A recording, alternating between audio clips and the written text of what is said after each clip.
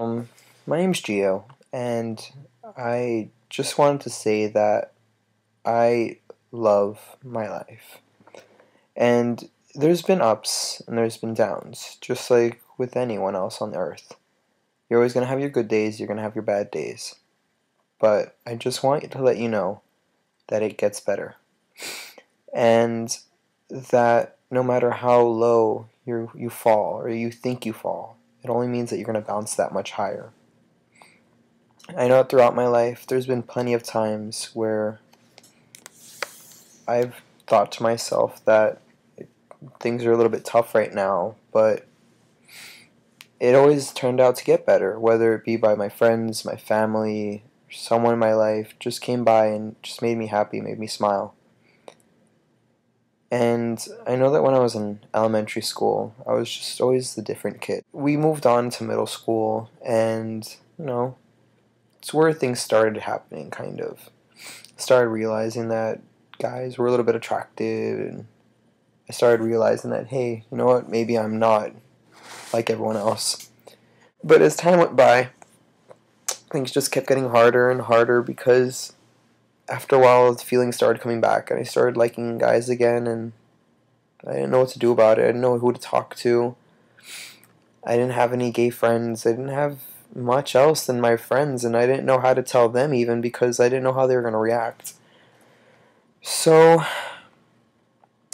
one night I was actually at home and I just got into a big fight with my mother, and everyone kind of left the house and I was just there alone, left alone with my thoughts, and I didn't know what to do.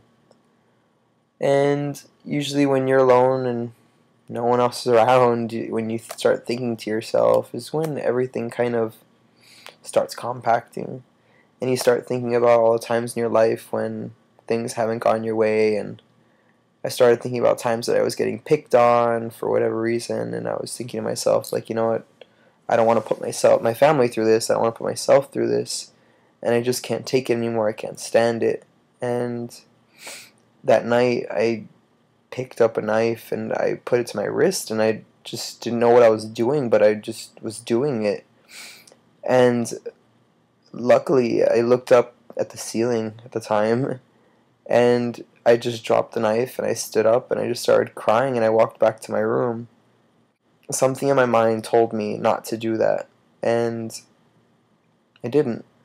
And since that day I've never had a thought like that or a depression like that ever. And I started having one of those ups that we kind of get. Everything just starts going your way, you start meeting all these nice people and everything, but I still didn't come out just yet. It came around high school, and I met one of my best friends. His name is Gio as well, haha. And I met him my freshman year, and we developed a great friendship, and eventually I learned that he himself was gay too, and he shared a story with me about how his mother made him go to therapy, and he really opened up to me and all this other kind of stuff, and it made me feel really comfortable, and he eventually became one of my best friends, and he still is today. And when we came back from winter break, I'd been going through water polo season for a little while then, and he would always walk to practice with me. One day he just started talking to me, and he was asking me, like, how come you never talk about your feelings for anyone or anything? And I told him, like, I don't have any. And he said, that's a lie, like, there's no way you don't have any. And I was like, people are different. And then he asked me if I had any feelings for him, and I said, of course I do, you're my best friend. He goes, no, do you have any feelings for me? And from there, like, he just took me and kissed me, and I was like, I had a big road ahead of me from there.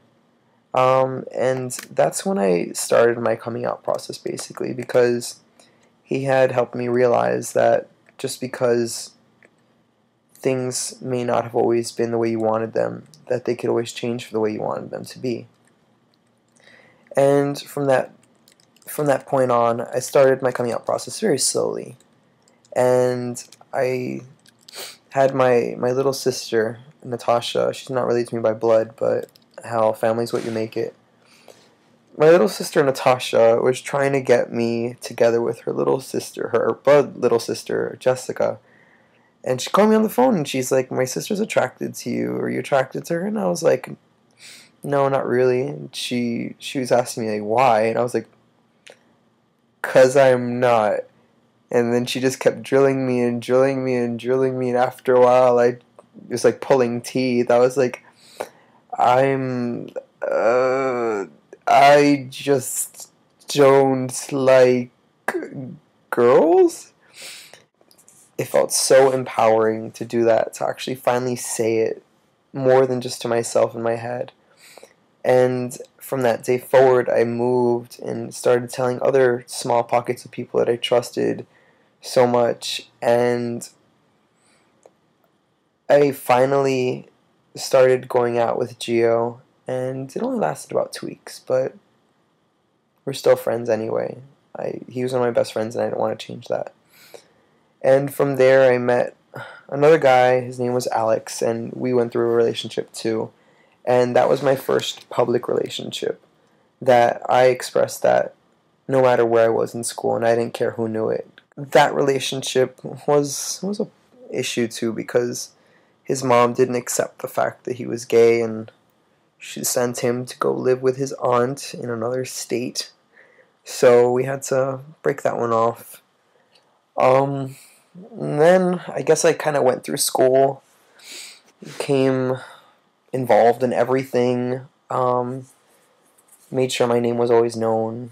And from there I moved on into my senior year just about, and I mean, there wasn't ever a day where I didn't appreciate all the people that I had in my life, but I did have some times where some people would say things, some people would do things, and they would just make me feel, a little bit unwanted in the area, or they'd make it known that they were uncomfortable that I was there because I was gay or whatever.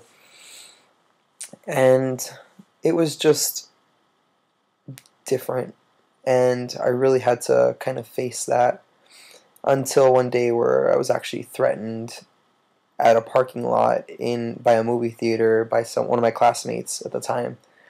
And on top of that, it didn't just stay there. It actually followed me to school several times, and so I had to threaten him with like police and stuff. I guess the summer of my senior year is when my next milestone came about, and I kind of came out to my family.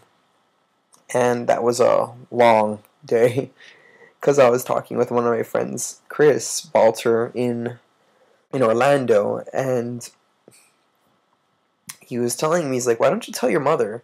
And I was like, "Because I can't." And he's like, "Why not?" I was like, "Because I can't, because she's just not going to understand. She's Italian. It's different. These people are more single-minded. They don't think about these progressive new things." And he's like, "Dude, just tell her." And then like I was talking, my mom was next to me, and she goes, "What is he trying to tell you to tell me?" And I was like, "Don't worry about it. Don't worry about it. Don't worry about it." And then eventually she's like, "Gio, I know what you're trying to say. Just say it. Don't worry. I'll love you no matter what." And eventually, like, that was another pulling teeth. I was like, and then I just told her, and I came out to her, and I started talking to her about my relationships, my friends, and everything. And she just hugged me and told me that she'll love me no matter what. And life progressed. I met some other people, some amazing people that helped change my life, whether it be failed relationships, best of friendships, and all other kinds of incredible people that to this day just warm my heart so much, that I love so much. And like even right now I'm getting a little bit teary. But if I could just go back and take that me, I would take him many, many places. I would take him to my graduation day, where I graduated with diploma of distinction, whatever that means. But if I could take him to the day when I walked on a university campus for the first time in my life, if I could take him to the day where I finally was accepted into my fraternity, If I could take him to the day where I was chosen to be a peer advisor, if I could take him to the day when I was for the 2 months that I was in Italy and I had such a great time, if I could take him to the day where I was announced as a candidate for Mr. FIU and I had my crowd supporting me so much with these signs that just made my heart glow. If I could take him to the day where I said that I would become Stonewall president and I told these people that, I would take Stonewall in a new direction and I would help change people's lives, I would take him and he would never, ever have considered any of that. And just to know that all these things that I'm trying to do just to make people's lives who come after me better, because I know that, great, my life's good in my eyes, but what about for that one person who's struggling with their life to make sure that it comes out the way that it should, that they get accepted by their friends, their family, their schools, their peers, the people that they work with. What can I do to help that person out? And that's what I'm trying to do now. And come this upcoming week, I'm just trying to hope that the university will recognize this Spirit Day in honor of these suicides that have happened recently, and these students, these children have decided to take their own lives. I just want you to know that it does get better, and I want you, your friends, your family, or anyone who's considering anything remotely terrible in their head, that it does get better, and that life, no matter how far you fall, you will always bounce higher. And that so long as you have a great network, a great web, a great circle, a great friendships that you've developed, then you will always get through any of it. I can't count how many times I've gone to my friends and I've just talked to them, and they've been there for me, and they've just helped me exceed and do everything that I've always wanted to do. Like I said, if you're ever considering anything remotely terrible, please turn to a friend. Turn to someone that you consider so close, someone you consider so dear that you couldn't imagine losing. And just imagine what they're going to go through when you're not around. I ask you this. Consider this, because at that point, then it'll help you make a life-changing decision. It'll help you make a decision that'll change not only your outcome, but the outcome of those around you, because it will devastate them to lose you. And at the same time, your life is beautiful. You are precious. You're amazing. You're incredible. You're awesome. You're wonderful. You're beautiful. All of these things are just things that you have to tell yourself, and not out of pity or anything stupid like that. You are these things. Just one person missing from this world is unacceptable. It's like missing that one crayon in a box of 124. You can never paint the picture right anymore. So I just ask you, please consider everyone around you.